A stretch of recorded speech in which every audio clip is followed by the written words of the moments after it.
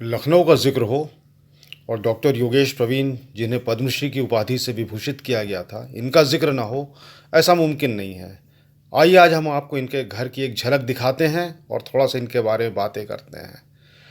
गौस नगर में स्थित इनका पंचवटी नाम का मकान है, जहाँ जाने के लिए देखिए कि एक गली है, पतली सी गली है, इससे होकर जाते हैं। आवारा जानवर भी यहाँ घूमते दिख जाएंगे, कूड़े कचरे का ढेर भी दिख जाएगा। जो इज़्ज़त इस गली को मिलनी चाहिए थी, जिसकी ये हकदार है, वो इसको अता नहीं हुई है।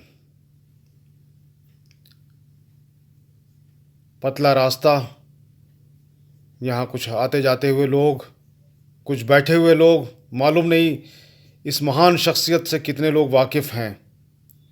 होंगे ज़रूर होंगे, लेकिन शायद उनको इतनी उनसियत इनसे ना रही हो जितना लखनऊ से मोहब्बत करने वाले लोग रखते हैं। इसी सिलसिले में आज हम यहाँ पर आए। बहुत बरसों के बाद हमारा आना हो रहा था। जगह कुछ बदली हुई सी लग रही थी।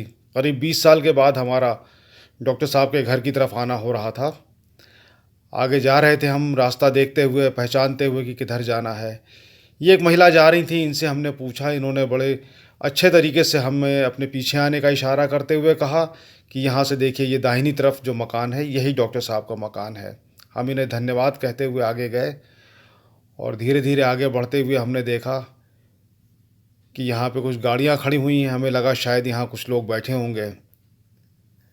बड़े उम्मीद के साथ हम आगे गए कि शायद कुछ लोगों से मुलाकात हो, लेकिन ये क्या, ये देखिए दाहिने हाथ पे ये घर दिखाई दे रहा है। पंचवटी नाम का पद्मश्री डॉक्टर योगेश प्रवीण का बोर्ड लगा है। यहाँ कोई भी हमको दिखाई नहीं दिया जिससे हम कुछ बातें कर सकें। ये देखिए पत्थर की बनी हुई एक नाव यहाँ रखी हुई है। बहुत बरसों बाद हमने इस घर को, इस नाव को देखा। लखनऊ की महान विभूति डॉक्टर योगेश प्रवीण यहाँ पर रहे हैं।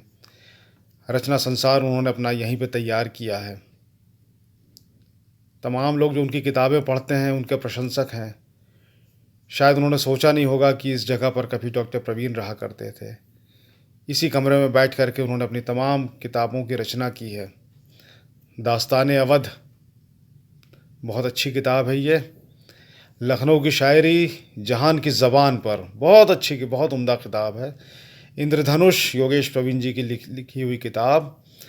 और पीली कोठी, कई तरह की चीज़ें, सिर्फ इतिहास ही नहीं बल्कि इन्होंने बहुत सी रचनाएं की हैं। बहार अवध। आगे देखिए लखनऊ एवं अन्य प्रसिद्ध धरोहरें। अवध की बेगमें, अवध की बेगमों के बारे में बहुत अच्छी ये किताब लिखी हुई है। लखनऊ के मोहल्ले और उनकी शान, इसे आप पढ़ेंगे आपको आनंद आ जाएगा। लखनऊ के मोहल्लों के नाम कैसे रखे गए। लखनऊ सदियों का सफ़र, बहुत मुख्तसर में एक अच्छा इतिहास का ब्यौरा सामने है। और एक आपका लखनऊ नाम की किताब है। डूबता अवध, अवध के पतन की कहानी है इसमें। ताजदार अवध, अवध में जितने भी नवाब और बादशाह हुए हैं उन सब का विस्तृत ब्यौरा इस किताब में है। लखनऊ नामा अपने आप में एक बहुत शानदार किताब है। लखनऊ की इमारतों के ऊपर इसे ज़रूर पढ़िए। और देखिए ये हमारे पास कुछ किताबें इनकी बहुत पुरानी थी जिन्हें हमने मेंटेन करके रखा अपने पास। फिल्म जुनून जो शशि कपूर की थी, उसमें इन्होंने एक गीत भी लिखा था, सावन की आई बहार रे। और फिल्म उमराव जान जो बहुत मशहूर फिल्म रही है, इसमें मुजफ्फ़र अली का भी इन्होंने साथ दिया था। इनके भाई देखिए इंजीनियर कामेश श्रीवास्तव साहब पद्मश्री अवार्ड लेते हुए।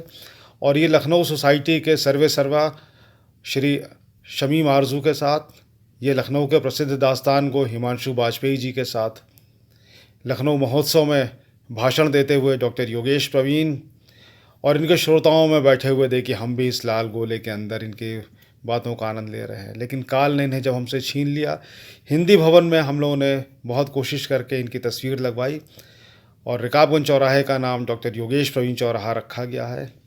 श्रद्धांजलि अर्पित करते हुए मैं हिंदी भवन में डॉक्टर योगेश प्रवीण को लखनऊ सदैव सदैव याद रखेगा।